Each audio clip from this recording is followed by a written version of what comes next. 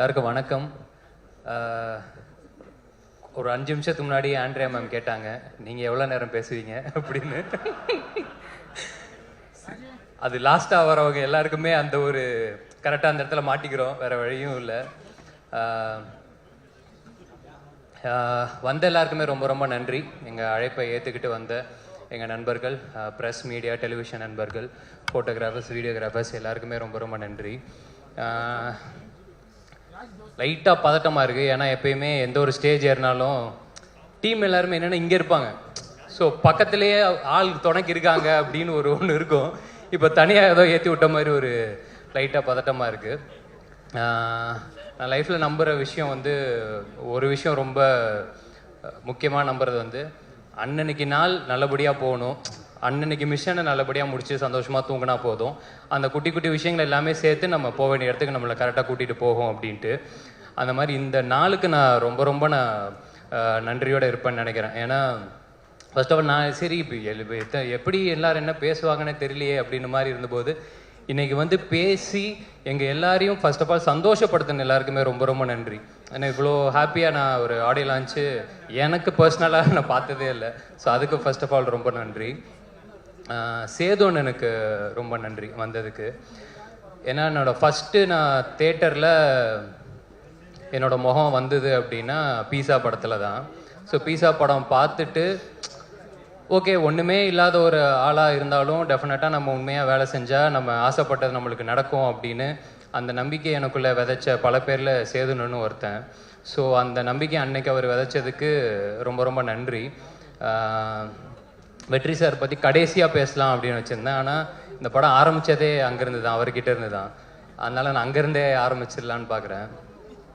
வெற்றி சார் ஆஃபீஸ்லேருந்து ஃபஸ்ட்டு ஒரு நாள் ஃபோன் வந்துச்சு, கால் பண்ணி கூப்பிட்டாங்க.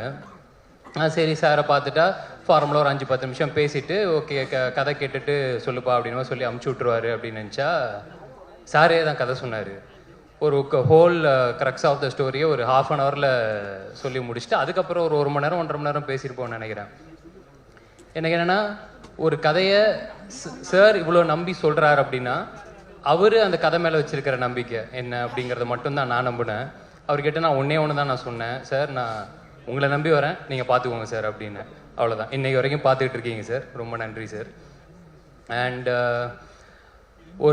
அதுக்கப்புறமேட்டு எனக்கு என்னென்னா ஃபஸ்ட்டு மீட்டிங்கில் ஒரு பெரிய ஆள்கிட்ட போகிற மாதிரி ஒரு ஃபீலிங்கே இல்லை. சில பேர்கிட்ட மட்டும்தான் நம்மளுக்கு அவ்வளோ டக்குன்னு பழக வராது. எனக்கு என்னென்னா ஒரு பாயிண்ட்டுக்கு அப்புறம் ரொம்ப ஜாலியாகிடுச்சு அவர் கூட பேசுகிறது. ஏன்னா ஒரு நாள் ஃபோன் பண்ணார், இல்லை சும்மா தான் அடித்தேன் அப்படின்னாரு. பரவாயில்லையே சார் சும்மா அடிக்கும்போது நம்மளுக்கு அடிக்கிறாருன்னா அவர் சும்மா சொன்னாராலாம் தெரில. எனக்கு அதெல்லாம் ஒரு மாதிரி பயங்கர ஜாலியாகிட்டு அப்புறம் நான் சும்மா இருக்கும் போதெல்லாம் அடிப்பேன். அப்புறம் சார் எப்போ சார் ஷூட்டிங் வரீங்க, வரலன்னா போர் அடிக்குது சார் அப்படின்ட்டுலாம் பேசி ஒரு பாயிண்ட்டுக்கு அப்புறம் எனக்கு என்னென்னா அவர் என்ன ஃப்ரெண்டாக நினச்சாரான்னு எனக்கு தெரியல. எனக்கு அது முக்கியமாகவும் படலை, நான் அவரை ஃப்ரெண்டாக நம்பிட்டேன். ஓகே நம்ம இப்படியே போயிடலாம், அது ரொம்ப சந்தோஷமாக இருக்குது. ஏன்னா அவ்வளோதான், இந்த பஸ்ஸு போய் நின்றுருச்சு அப்படின்னா இதுக்கப்புறம் இந்த பஸ்ஸில் ஏற முடியுமாலாம் தெரியாது. அதனால ஜன்னலில் காற்று அடிக்கிற வரைக்கும் அந்த காற்றை ஃபுல்லாக வாங்கிடணும்னு மட்டும் நான் நம்பிட்டேன். சந்தோஷமாக இருந்தேன் சார். இந்த ஓவரால் ஜேர்னி ஆக்சுவலாக இன்றைக்கி ஒரு மாதிரி ஐயோ முடிய போதா அப்படின்னு மாதிரி இருக்குது. படம் ரிலீஸ் ஆக போதுன்னு சந்தோஷமாக இருந்தாலும் இது ஒரு பக்கம் இருக்குது. ஒரு நாள் சார் கொஞ்சம் டவுனாக இருந்தார். எனக்கு சொக்கண்ணனை பற்றி பர்சனலாக எனக்கு அவ்வளோவா தெரியாது, இந்த படத்தில் தான் அறிமுகம். சார் டவுனாக இருந்தார். என்ன சார் என்னாச்சு அப்படின்னு மாதிரினா, இல்லை நான் இந்த இண்டஸ்ட்ரிக்கு நானும் சொக்கும் ஆல்மோஸ்ட் ஒரே டைமில் தான் வந்தோம். நான் அசிஸ்டன்ட் டைரக்டராக வரும்போது சொக்கு அசிஸ்டண்ட் மேனேஜராக ஜாயின் பண்ணுறாரு. இன்றைக்கி இத்தனை வருஷம் கழித்து சொக்கு மொதல் படம் பண்ணுறாரு. நல்லபடியாக அந்த படம் சேர்ந்துடணும், கரெக்டாக இதாகிடணும். ஏன்னா படத்தோட பிஸ்னஸ் அது இதுன்னு எல்லாத்தையுமே கொண்டு போய் கரெக்டாக லேண்ட் பண்ணிடணும். அது எல்லாமே ரொம்ப இதுவாக போயிட்டுருக்குன்னு சொல்லி ரொம்ப குரூஷியலான ஒரு சுச்சுவேஷனில் சொல்லிட்டு இருந்தார். சொல்லி முடிச்சதுக்கப்புறம் என்ன சார் சுச்சுவேஷனை பார்த்தா ஆடுகளத்தோட இன்டர்வல் பிளாக் மாதிரி இருக்குது அப்படின்னு சிரிச்சிட்டு, ஆமாம் கொஞ்சம் அந்த மாதிரி தான் இருக்குல்ல அப்படின்னாரு.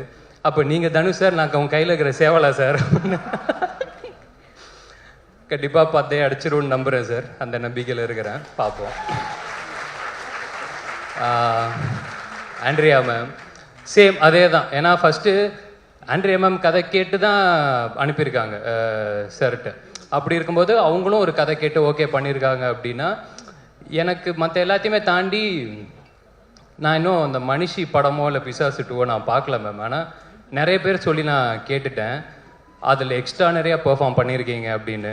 ஸோ எனக்கு என்னென்னா, யாரோ ஒருத்தவங்க சொன்னாங்க, சாரி மிஸ் பண்ணிட்டேன்னு நினைக்கிறேன், இது எல்லாமே அதுக்கான ஆரம்ப புள்ளியாக இருக்கும்னு நான் நம்புகிறேன்.